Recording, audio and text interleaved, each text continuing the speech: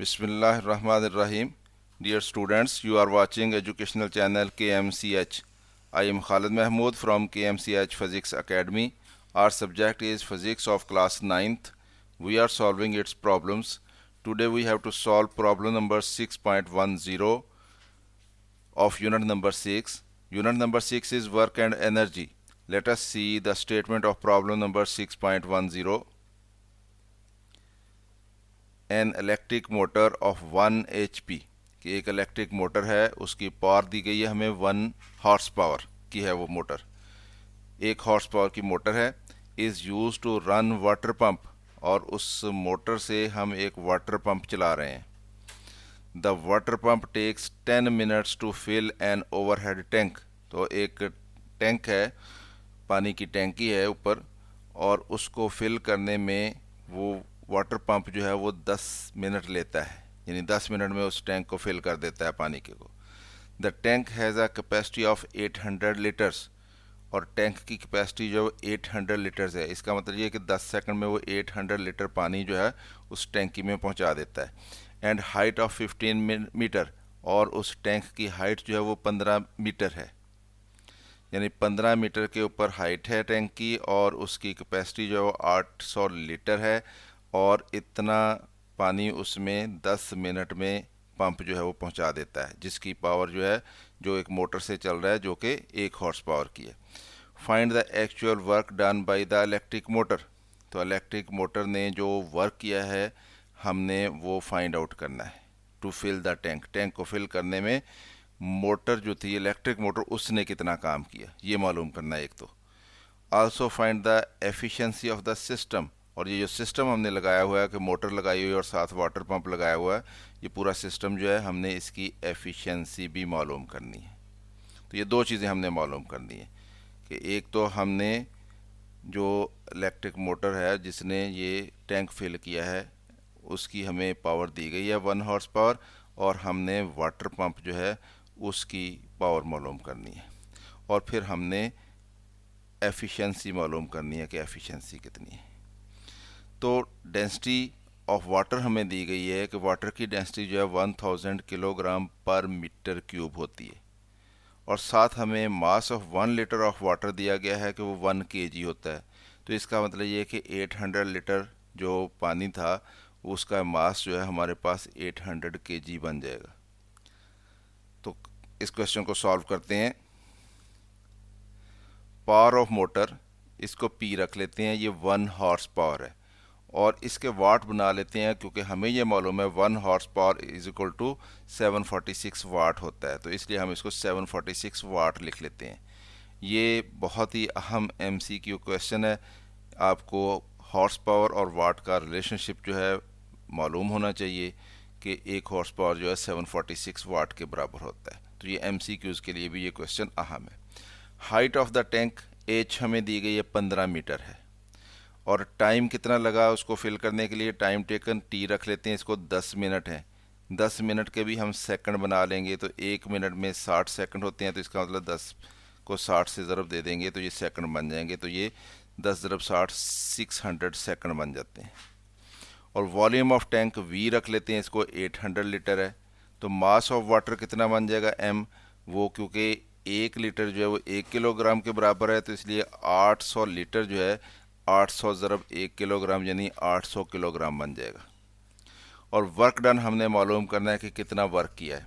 ये हमारा पहला क्वेश्चन है कि हम वर्क डन निकालें कि वर्क डन कितना हुआ है। तो हमें ये मालूम है, और दूसरा हमने क्या मालूम करना है, एफिशिएंसी ऑफ द सिस्टम, ये भी हमने मालूम करनी है। तो वर्क डन मालूम करने के लिए we know that power is given by P is equal to W/T, ये हमारे पास फार्मूला है पावर के लिए। और हमने क्योंकि W कैलकुलेट करना है वर्क डन, इसलिए T को दूसरी तरफ ले जाएंगे, तो ये P ज़रब T बन जाएगा, W is equal to P ज़रब T हो जाएगा। पावर कितनी है, 746 वाट है, और टाइम कितना लिया था उसको टैंक को फिल करने के लिए, वो 600 सेकंड थे। तो अब इनको मल्टीप्लाई कर देते हैं, 746 जब 600 से मल्टीप्लाई हो जाएगा, वाट क्या होता है, जूल पर सेकंड होता है। तो ये जूल पर सेकंड में से ये सेकंड और ये सेकंड आपस में कैंसिल हो जाएंगे, तो हमारे पास जूल रह जाएगा। तो वर्क डन का यूनिट होता है जूल। तो 746 को 600 से मल्टीप्लाई करेंगे तो ये 447600 जूल बन जाता है। तो इस तरह से हमने पहला आंसर दे दिया कि वर्क डन जो है वो 447600 जूल होगा। अब हमने इस सिस्टम की एफिशिएंसी कैलकुलेट करनी है और एफिशिएंसी के लिए हमारे पास फार्मूला होता है कि आउटपुट ओवर इनपुट, कि आउटपुट कितना था और इनपुट हमने कितना दिया। तो इसका मतलब ये है कि हमें पहले वो सिस्टम जो है उसका आउटपुट निकालना पड़ेगा। आउटपुट ऑफ द सिस्टम वो क्या होगा, वो work done by the system होगा, यानी जो सिस्टम काम करेगा वही उसका आउटपुट होगा। तो इसलिए output is equal to mgh आ जाएगा, यानी उसने कितना वर्क किया। और वर्क कितना होगा, जितनी पोटेंशियल एनर्जी बढ़ी है उसकी, पानी की जो ऊपर हम लेके गए हैं, तो उसकी पोटेंशियल एनर्जी के बराबर होगा वो, यानी mgh होगा आउटपुट। तो m की वैल्यू हमारे पास कितनी है, 800 kg है। g की वैल्यू कितनी है, 10 मीटर पर सेकंड स्क्वायर होती है। और h कितनी है, 15 मीटर हाइट तक लेके गए हैं हम उसको। तो 800 मल्टीप्लाइड बाई 10 मल्टीप्लाइड बाई 15, ये 120000 बन जाता है, यानी 120,000। और इधर हमारे पास यूनिट आ जाएगा किलोग्राम मीटर पर सेकंड स्क्वायर, और साथ ये मीटर आ जाएगा। तो किलोग्राम मीटर पर सेकंड स्क्वायर क्या होता है, न्यूटन होता है। तो न्यूटन मीटर ये जूल होता है, तो यूनिट जूल आ जाएगा। तो इसका मतलब आउटपुट जो है वो 120,000 जूल आ गया। तो आउटपुट भी हमने निकाल लिया और इनपुट भी हमने निकाला था कि इनपुट कितना था, work done by the motor, कि मोटर ने कितना काम किया था, वो हमने निकाला था 447600 जूल। तो अब हमने एफिशिएंसी निकालनी है, तो एफिशिएंसी होती है आउटपुट ओवर इनपुट, और परसेंटेज एफिशिएंसी निकालनी हो तो मल्टीप्लाइड बाई 100 हो जाता है। तो इसलिए efficiency is given by percentage efficiency is equal to output over input multiplied by 100। तो ये percentage efficiency is equal to आ जाएगी 120,000 जूल, ये आउटपुट था। और मोटर ने जो वर्क किया था वो था 447600 जूल मल्टीप्लाइड बाई 100 आ जाएगा। तो ये जूल जूल्स के साथ कैंसिल हो जाएगा, और जब हम इस 100 को मल्टीप्लाई कर देंगे इसके साथ, और ये 447600 से फिर इसको डिवाइड कर देंगे, या हम 120,000 को पहले इससे डिवाइड कर देते हैं, तो ये 0.268 आ गया, और मल्टीप्लाइड बाई 100 कर देंगे। तो जब 100 से मल्टीप्लाई करेंगे इसको, तो ये पॉइंट जो है ये 2 डिजिट इधर चला जाएगा, यानी 26.8 हो जाएगा, और 7% आ जाएगा। तो परसेंटेज एफिशिएंसी जो निकली वो 26.8%, यानी जो हमने सिस्टम लगाया हुआ था मोटर और पंप का, उसकी एफिशिएंसी जो है वो 26.8% है।